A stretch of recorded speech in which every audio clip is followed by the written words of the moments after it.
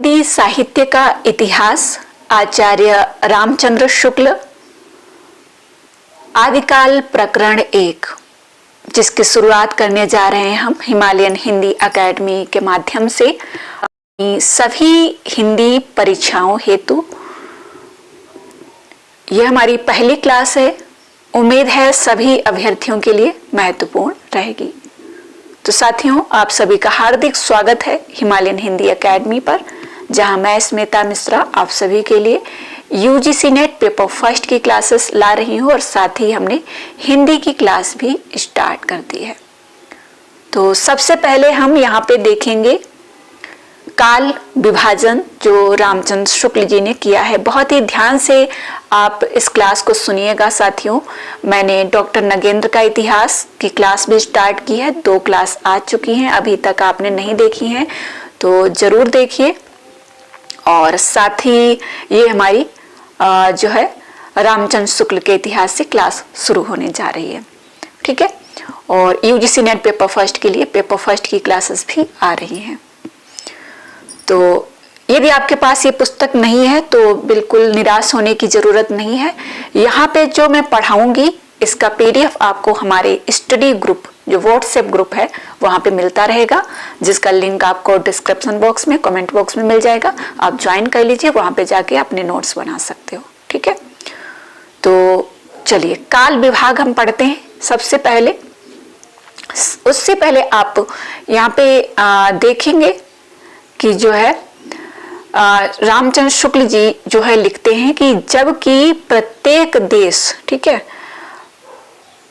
जबकि प्रत्येक देश जो है का साहित्य वहां की जनता की चित्त वृत्ति का संचित प्रतिबिंब होता है। पहला शब्द है काल विभाग में, और ये प्रश्न पूछा जा चुका है कई बार कि किससे लिया गया है, किसी प्रकरण से है।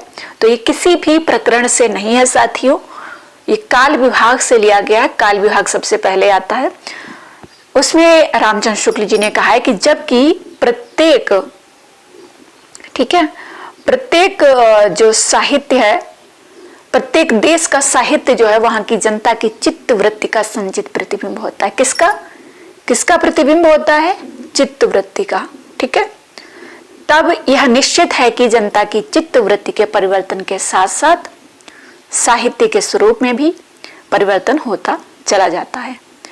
आदि से अंत तक इन्हीं चित्त वृत्तियों की परंपरा को परखते हुए साहित्य परंपरा के साथ उनका सामंजस्य दिखाना ही साहित्य का इतिहास कहलाता है। आदि से अंत तक इन्हीं चित्त वृत्तियों की परंपरा को परखते हुए साहित्य परंपरा के साथ उनका सामंजस्य दिखाना ही साहित्य का इतिहास कहलाता है। मोस्ट इंपॉर्टेंट, जनता की चित्त वृत्ति, बहुत कुछ राजनीतिक, सामाजिक, सांप्रदायिक, धार्मिक ऑप्शन में आ सकता है। इनमें से किसका वर्णन नहीं किया है या किसका किया है? राजनीतिक, सामाजिक, सांप्रदायिक, धार्मिक परिस्थिति के अनुसार होती है। अतः कारण स्वरूप इन परिस्थितियों का किंचित दिग्दर्शन भी साथ ही साथ आवश्यक होता है। इस दृष्टि से हिंदी साहित्य का विवेचन करने में यह बात ध्यान में रखनी होगी कि किसी विशेष समय में लोगों में रुचि विशेष का संचार और पोषण किधर से और किस प्रकार हुआ, उपयुक्त व्यवस्था के अनुसार हमें हिंदी साहित्य के कितने वर्षों, 900 वर्षों का इतिहास 4 कालों में व्यक्त कर सकते हैं। ये रामचंद्र शुक्ल जी ने लिखा है। रामचंद्र शुक्ल जी ने हिंदी साहित्य का जो है इतिहास 900 वर्षों का इतिहास लिया है, 4 कालों में विभाजित किया है। 4 काल कौन से हैं और समय क्या है, ये आपको ध्यान रखना है। मोस्ट इंपॉर्टेंट है परीक्षा की दृष्टि से। आदिकाल, वीरगाथा काल कहा है, 1050 से 1375 संवत इन्होंने दिया है। पूर्व मध्यकाल, भक्ति काल जिसको कहा जाता है, मध्यकाल जो है ना, मध्यकाल को 2 भागों में बांटा गया है। तो 1375 से 1700 भक्ति काल का रहा है। उत्तर मध्यकाल रीतिकाल को कहा गया है, जहां बिहारी, देव, रत्नाकर, पद्माकर जैसे रचनाकार आए हैं। तो रीतिकाल को 3 भागों में विभाजित किया जाता है। कौन से 3 भागों में आप कमेंट बॉक्स में लिख सकते हो। 1700 से 1900 समय है। आधुनिक काल जिसको गद्य काल कहा है, संवत 1900 से 1984 या अभी तक चल ही रहा है। इन्होंने जो समय दिया है वो संवत में दिया है आधुनिक काल का। आई होप क्लियर हो रहा है। इन्होंने जो रामचंद्र शुक्ल हैं उन्होंने 4 भागों में 900 वर्षों का इतिहास जो है वो 4 कालों में विभाजित किया है। पहला आदिकाल, फिर पूर्व मध्यकाल, उत्तर मध्यकाल, आधुनिक काल। लेकिन रामचंद्र शुक्ल जी के जो नाम दिए हैं वो ये हैं, ठीक है, ये वाले हैं, ध्यान रखिएगा, विशेष ध्यान रखिएगा, ये वाले हैं, ठीक है। वीर गाथा काल, भक्ति काल, रीति काल, गद्य काल। समय आप यहाँ पे देख सकते हो 1050 से 1375 आदिकाल, ठीक है। संवत में दिया गया भक्ति काल जो पूर्व मध्यकाल है 1375 से 1700, रीति काल 1700 से 1900, आधुनिक काल 1900 से 1984। यद्यपि इन कालों की रचनाओं की विशेष प्रवृत्ति के अनुसार ही उनका नामकरण किया गया है, पर यह न समझना चाहिए कि किसी विशेष काल में और प्रकार की रचनाएं होती हैं ही नहीं थी। जैसे भक्ति काल या रीति काल को लें तो उसमें वीर रस के अनेक काव्य मिलेंगे जिनमें वीर राजाओं की प्रशंसा उसी ढंग की होगी जिस ढंग की वीर गाथा काल में हुआ करती थी। अतः प्रत्येक काल का वर्णन इस प्रणाली पर किया जाएगा कि पहले तो उस उक्त काल की विशेष प्रवृत्ति सूचक उन रचनाओं का वर्णन होगा जो उस काल के लक्षण के अंतर्गत होगी। पीछे मोस्ट इंपॉर्टेंट जिसको आप नोट करेंगे, पीछे संक्षेप में उनके अतिरिक्त और प्रकार की ध्यान देने योग्य रचनाओं का उल्लेख होगा। रामचंद्र शुक्ल जी जो है उन्होंने आगे, जैसे हम आगे बढ़ते हैं तो उसको उन्होंने पीछे बोला है। ये उनकी भाषा शैली की पहचान है, ठीक है।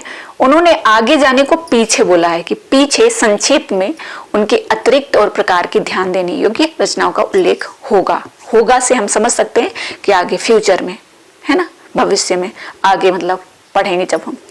तो यहाँ तक क्लियर हो गया। जो भी पढ़ा है 900 वर्षों का इतिहास 4 कालों में विभाजित किया है।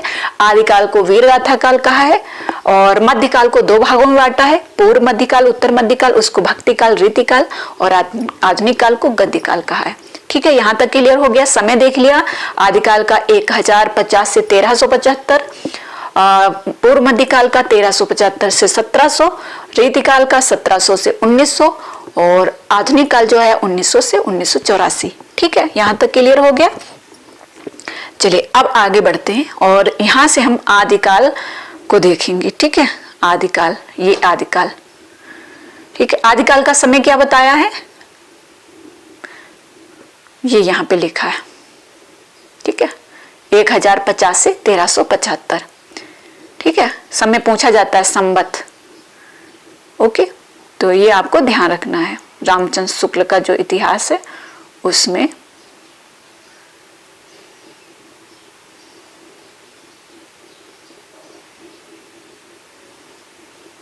ठीक है। अब यहां से हम देखेंगे प्रकरण 1 है। और हाँ, आपको ध्यान रखना है एक चीज कि आदिकाल को कितने प्रकरण में बांटा है, 4 प्रकरण में, ठीक है। 4 प्रकरण है आदिकाल में। इस चीज को विशेष ध्यान रखना है। प्रश्न ये भी बन सकता है आपका कि आदिकाल को कितने प्रकरणों में बांटा गया है, ठीक है। सामान्य परिचय, सबसे पहला जो प्रकरण है उसको सामान्य परिचय कहा गया है। प्राकृत की अंतिम अपभ्रंश अवस्था से ही हिंदी साहित्य का आविर्भाव माना जा सकता है। किससे? रामचंद्र शुक्ल ने माना है कि प्राकृत की अंतिम अपभ्रंश अवस्था से ही हिंदी साहित्य का आविर्भाव माना जा सकता है। मोस्ट इंपॉर्टेंट है, ध्यान रखिएगा। उस समय जैसे गाथा कहने से प्राकृत का बोध होता था, गाथा कहने से गाथा या गाहा कहने से प्राकृत का बोध होता था, वैसे ही दोहा या दोहा कहने से अपभ्रंश या प्रचलित काव्य भाषा का पद समझा जाता था। मोस्ट इंपॉर्टेंट है, प्रश्न बनता है। अपभ्रंश या प्राकृताभास हिंदी के पद्यों का सबसे पुराना पता तांत्रिक और योगमार्गी बौद्धों की सांप्रदायिक रचनाओं के भीतर, मोस्ट इंपॉर्टेंट, कहां से पता चलता था? तांत्रिक और योगमार्गी बौद्धों, मतलब जो सिद्ध और नाथ थे, उनकी सांप्रदायिक जो रचनाएं थी उनके भीतर विक्रम की 7वीं शताब्दी, कब? विक्रम की 7वीं शताब्दी के अंतिम चरण में लगता है। रामचंद्र शुक्ल जी कह रहे हैं मुंज और भोज के समय संवत 1050 के लगभग, मुंज और भोज का समय आदिकाल है ना 1050 के लगभग। तो ऐसी अपभ्रंश या पुरानी हिंदी का पूरा प्रचार शुद्ध साहित्य या काव्य रचनाओं में भी पाया जाता है। अतः हिंदी साहित्य का आदिकाल संवत 1050 से लेकर संवत 1375 तक, अर्थात महाराजा भोज के समय से लेकर हमीर देव के समय की कुछ पीछे तक माना जा सकता है, पीछे तक। विशेष ध्यान रखिएगा, आचार्य रामचंद्र शुक्ल जी की भाषा शैली है।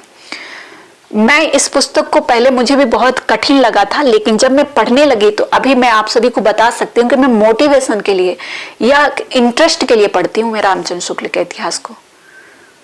ठीक है, तो रामचंद्र शुक्ल का इतिहास जब आप पढ़ने लगोगे ना तो आपको बहुत इंटरेस्ट लगेगा। अरे चलो आज बिहारी को पढ़ लेते हैं, आज देव को पढ़ लेते हैं, आज सेनापति को पढ़ लेते हैं, आज घनानंद को पढ़ लेते हैं, आलम को पढ़ लेते हैं। जिसको आप पढ़ेंगे बहुत इंटरेस्ट आएगा आपको पढ़ने में। ठीक है, चलिए, यद्यपि जनश्रुति इस काल का आरंभ और पीछे ले जाती है और संवत 770 में भोज के पूर्व पुरुष राजा मान, भोज के पूर्व पुरुष कौन थे? राजा मान के सभासद पुष्य नामक किसी वंदीजन का दोहों में एक अलंकार ग्रंथ लिखना बताती है शिव सिंह सरोज, पर इसका कहीं कोई प्रमाण उपलब्ध नहीं है। शिव सिंह सरोज जो है वो पुष्य को मानते हैं, लेकिन इसका कोई प्रमाण नहीं है, रामचंद्र शुक्ल जी कहते हैं। फिर आगे बढ़ेंगे। आदिकाल की इस दीर्घ परंपरा के बीच 150 वर्ष के भीतर तो रचना की किसी विशेष प्रवृत्ति का निश्चय नहीं होता है। न धर्म, नीति, श्रृंगार, वीर, सब प्रकार की रचनाएं दोहों में मिलती हैं। ठीक है, धर्म, नीति, श्रृंगार, वीर, सब प्रकार की रचनाएं दोहों में मिलती हैं। इस अनिर्दिष्ट लोक प्रवृत्ति के उपरांत जब मुसलमानों की चढ़ाइयों का प्रारंभ होता है, तब से हम हिंदी साहित्य की प्रवृत्ति एक विशेष रूप में बनती हुई पाते हैं। राजाश्रित कवि और चारण जिस प्रकार नीति, श्रृंगार आदि के फुटकल दोहे राजसभाओं में सुनाया करते थे, उसी प्रकार अपने आश्रयदाता राजाओं के पराक्रम पूर्ण चरित्रों या गाथाओं का वर्णन भी किया करते थे। यही प्रबंध परंपरा रासो के नाम से पाई जाती है। रासो किसे कहा गया है? अभी हमने बता दिया। जो पराक्रमी राजा थे उनके चरित्र जो गाए जाते थे, यही प्रबंध परंपरा रासो के नाम से पाई जाती है, जिसे लक्ष्य करके इस काल को हमने वीरगाथा काल कहा है। वीरगाथा काल क्यों कहा है रामचंद्र शुक्ल जी ने आदिकाल को? तो यहाँ आप देख सकते हो। दूसरी बात इस आदिकाल के संबंध में ध्यान देने की यह है कि इस काल की जो साहित्यिक सामग्री प्राप्त है उसमें कुछ तो असंदिग्ध है और कुछ संदिग्ध है। इन्होंने संदिग्ध और असंदिग्ध माना है आदिकाल को।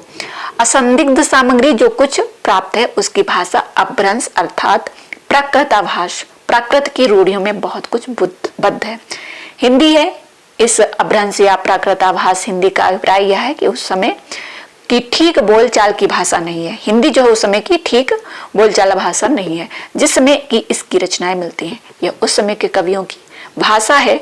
कवियों ने काव्य परंपरा के अनुसार साहित्यिक प्राकृत के पुराने शब्द तो लिए ही हैं, जैसे पीछे की हिंदी में तत्सम संस्कृत शब्द लिए जाने लगे थे। विभक्तियां, कारक चिन्ह और क्रियाओं के रूप आदि भी बहुत कुछ अपने समय से कई सौ वर्ष पुराने रखे हैं। यहाँ पे विशेष ध्यान रखने वाली चीज है बोलचाल। ठीक है, बोलचाल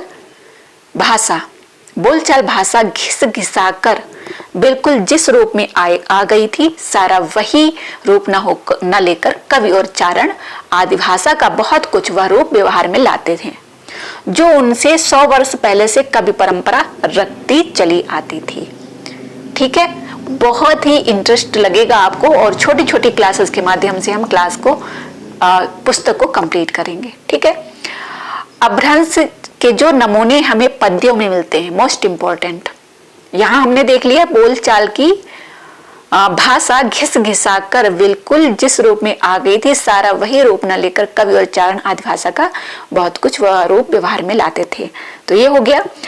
अपभ्रंश के जो नमूने हमें पद्यों में मिलते हैं वे उस काव्य भाषा के हैं जो अपने पुरानेपन के कारण बोलने की भाषा से कुछ अलग बहुत दिनों तक आदिकाल के अंत क्या उसके कुछ पीछे तक पोथियों में चलती रही है। इस चीज का विशेष ध्यान रखिएगा। विक्रम की 14वीं शताब्दी के मध्य में एक और तो पुरानी परंपरा के कोई कवि संभवतः शारंगधर हमीर की वीरता का वर्णन ऐसी भाषा में कर रहे थे। कैसी भाषा में, यहां आप देखेंगे। चलिए वीर हमीर पाओ भर मेहर कंपई दिगमग रह अंधार धूल सुर रह आछाही। ये जो है रामचंद्र शुक्ल ने आदिकाल से लिया है। दूसरी ओर खुसरो मियाँ दिल्ली में बैठे ऐसी बोलचाल की भाषा में पहलियां और मुकरियां लिख रहे थे। एक नार ने अचरज किया सांप मार पिंजरे में दिया। ठीक है, ये खुसरो जी लिख रहे थे। इसी प्रकार 15वीं शताब्दी में मोस्ट इम्पोर्टेंट रामचंद्र शुक्ल जी ने विद्यापति का समय 15वीं शताब्दी माना है मोस्ट इम्पोर्टेंट। इसी प्रकार 15वीं शताब्दी में एक और तो विद्यापति बोलचाल की मैथिली के अतिरिक्त इस प्रकार की प्राकृताभास पुरानी काव्य भाषा भी भनते रहे। ठीक है, भनते रहे। बालचंद बिजावई भाषा दुहने लग गई दुज्जन हासा। मैथिली जो विद्यापति है, इनको मैथिल कोकिल किस पुस्तक के किस रचना के कारण कहा गया है, आप लोग कमेंट बॉक्स में बता सकते हैं। दूसरी ओर कबीर अपनी अटपटी वाणी इस बोली में सुना रहे थे। अग्नि जो लागी नीर में कंदो जलिया झारे, उधर दक्षिण के पंडिता रहे बिचारे बिचारे। ये किसकी पंक्ति है, कबीर जी की है। बालचंद बिचावे भाषा दोने लग गई तुज्जन भाषा हासा, ये विद्यापति की। अब यहाँ पे ध्यान रखना, सारांश यह है कि अपभ्रंश की यह परंपरा विक्रम की 15वीं शताब्दी मतलब विद्यापति के समय के मध्य तक चलती रही। एक ही कवि विद्यापति ने दो प्रकार की भाषा का व्यवहार किया, पुरानी अपभ्रंश भाषा का और बोलचाल की देसी भाषा का। रामचंद्र शुक्ल जी कह रहे हैं कि विद्यापति ने दो प्रकार की भाषा का व्यवहार किया है, एक तो पुरानी अपभ्रंश भाषा और दूसरी बोलचाल की देसी भाषा। इन दोनों भाषाओं का भेद विद्यापति ने स्पष्ट रूप से सूचित किया है। यहाँ पे आप देखेंगे, देसिल वैना सब जन मिठा ते तैसन जपहु अवट्टा, किसकी है, विद्यापति की जी की पंक्ति है। और ये किससे है, ये है पदावली से। ठीक है, पदावली से है, मैथिली भाषा की। अर्थात देसी भाषा बोलचाल की भाषा सबको मीठी लगती है। इसे वैसा ही अपभ्रंश मैं कहता हूँ, विद्यापति ने अपभ्रंश से भिन्न प्रचलित बोलचाल की भाषा को देसी भाषा कहा है। अतः हम भी इसी अर्थ में इस शब्द का प्रयोग कहीं कहीं आवश्यकता अनुसार करेंगे। इस आदिकाल के प्रकरण में पहले हम अपभ्रंश की रचनाओं का संक्षिप्त उल्लेख करके तब देसी भाषा की रचनाओं का वर्णन करेंगे। तो ये इन्होंने प्रकरण 1 में लिखा है। ये पीडीएफ है पूरी प्रकरण 1 की। यहाँ से प्रकरण 1 शुरू होता है और यहाँ पे खत्म हो जाता है। अगली जो हमारी क्लास आएगी वो प्रकरण 2 से आएगी। और आपको बता दिया है कितने प्रकरण हैं, आप कमेंट बॉक्स में बताइएगा। समय क्या है आदिकाल का, ये बताइएगा। रामचंद्र शुक्ल जी ने आदिकाल को किस नाम से संबोधित किया है, ये बताइएगा। ठीक है, तो आपको क्लास कैसी लगी कमेंट बॉक्स में जरूर बताइएगा।